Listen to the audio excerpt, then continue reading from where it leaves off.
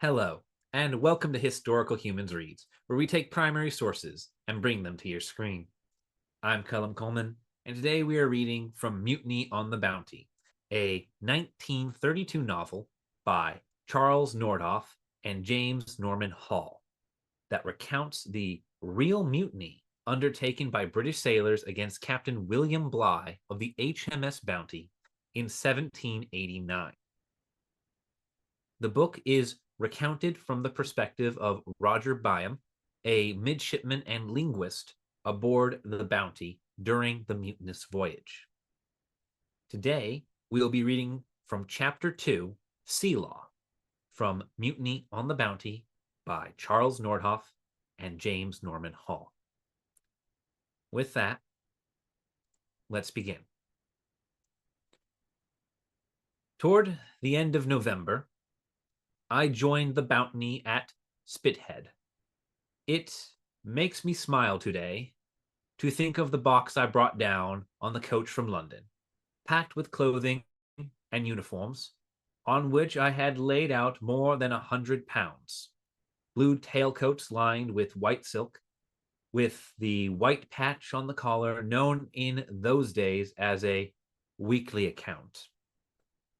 Breeches and waistcoats of white nankeen, and a brace of scrapers, smart three-cornered reefers' hats, with gold loops and cockades.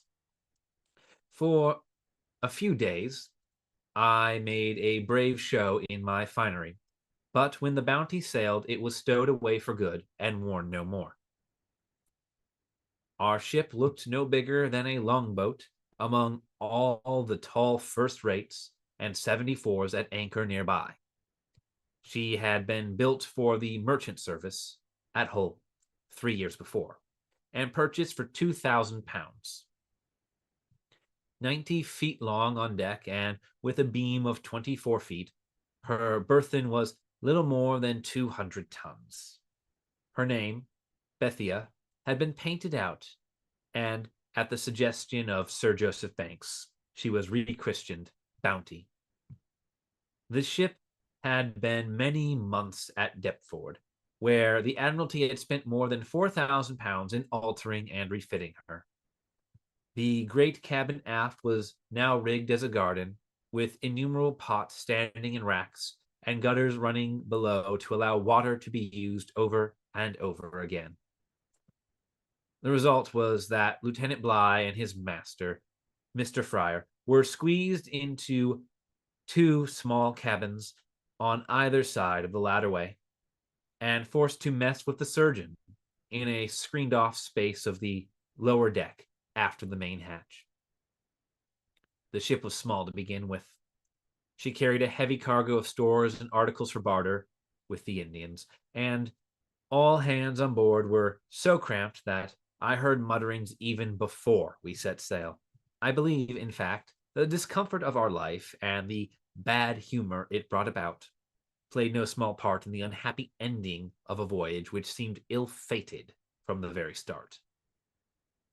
The Bounty was copper-sheathed, a new thing in those days, and with her bluff, heavy hull, short masts, and stout rigging, she looked more like a whaling vessel than an armed transport of His Majesty's Navy.